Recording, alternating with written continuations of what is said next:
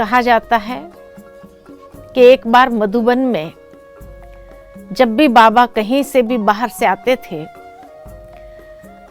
तो 5 दादियाँ हमारी आंगन में खड़ी होती थी बाबा के वेलकम के लिए।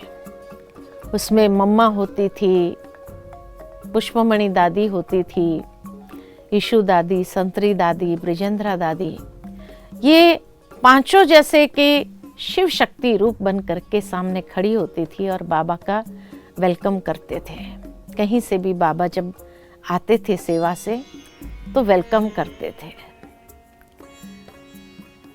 तो एक बार जब बाबा मधुबन में थे और कहीं से कोई पार्टी आई थी और वो पार्टी जाने लगी जैसे, तो हमेशा विदाई के समय मम्मा बाबा साथ में होते थे विदाई देने के लिए।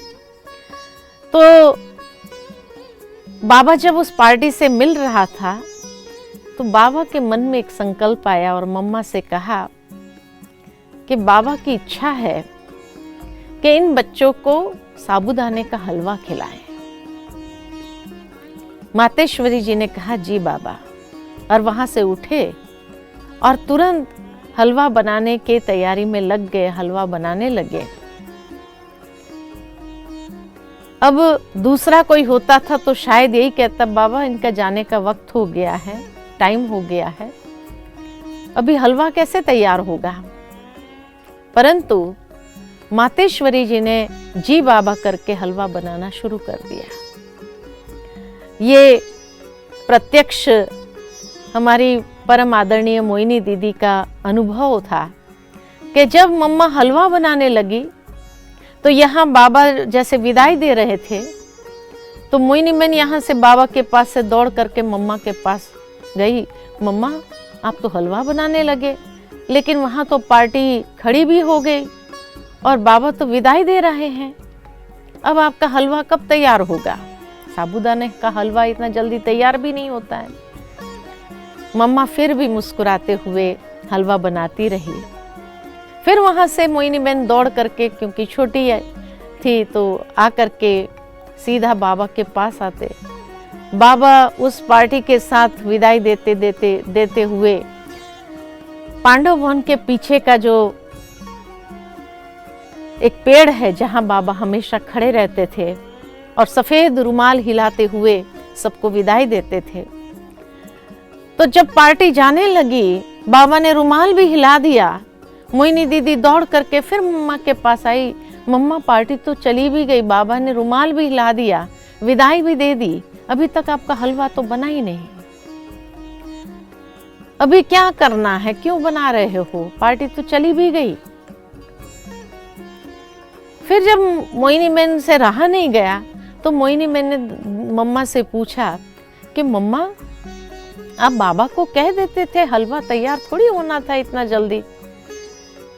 तो मम्मा ने मुस्कुराते हुए कहा कि जब बाबा ने आज्ञा दी तो क्या बाबा को मालूम नहीं था कि पार्टी का जाने का वक्त हो गया है। उसके बाद भी बाबा ने अगर ये इच्छा व्यक्त की तो जरूर उसके पीछे कोई रहस्य होगा। और इसीलिए जब भगवान मुझे कह रहे हैं हलवा बनाने के लिए, उसके बाद उसकी जो मर्जी, उसमें हम अपने मत को क्यों इंक्लूड करें, ये मम्मा का भाव था कि बाबा अगर कोई भी डायरेक्शन देते हैं तो क्या उनको मालूम नहीं होता है क्या। फिर भी अगर दिया तो उसमें भी कोई रहस्य होगा जरूर, कुछ सिखाना चाहते होंगे बाबा। मम्मा हलवा बनाती रही, बाबा वहां से पार्टी को विदाई करके आंगन में आ गए और उसके बाद थोड़ी देर के बाद जैसे ही हलवा तैयार हो गया कि मम्मा वो डब्बा लेकर के बाबा के सम्मुख आए। तो बाबा ने कहा अच्छा हलवा बन गया, अच्छा कौन जाएगा वहाँ बस स्टॉप पर देने के लिए। उस समय यज्ञ के अंदर कोई गाड़ी आदि तो नहीं थी, बस स्टॉप तक जाना था। तो एक भाई ने कहा बाबा मैं साइकिल पर पहुंचा देता हूँ। और वो साइकिल पर जाते हुए जैसे ही बस स्टॉप थोड़ी दूर पहुंचे तो देखा बस निकल रही है, और जैसे ही बस निकल रही है तो ये साइकिल से ही दूर से हाथ हिलाते हुए बस को रोकने का प्रयत्न कर रहा था।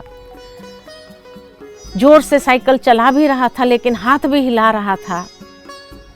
बस वाले की नज़र अचानक पड़ी और लगा कि कौन है, रोक रहा है बस को, जरूर कोई बात होगी। तो इसलिए वो ड्राइवर ने रोक भी दिया, और जैसे ही बस रुकी भाई पहुंच गया और वो पार्टी को वो डब्बा दिया कि ये बाबा ने, मम्मा ने खास बनाया आपके लिए और बाबा ने खास भेजा है। आप सोचो कि जब वो हलवा मिला होगा और वो सारे बच्चों ने रास्ते में स्वीकार किया होगा, कितने नैनों से अश्रुधारा बह रही होगी। इतना प्यार कौन करेगा? जरूर वो माता पिता के रूप में जो पालना कर रहे थे वही इतना प्यार कर सकता है। और एक एक बच्चों के जीवन में बाबा ने हर कर्म, हर चरित्र यादगार रूप में बनाए।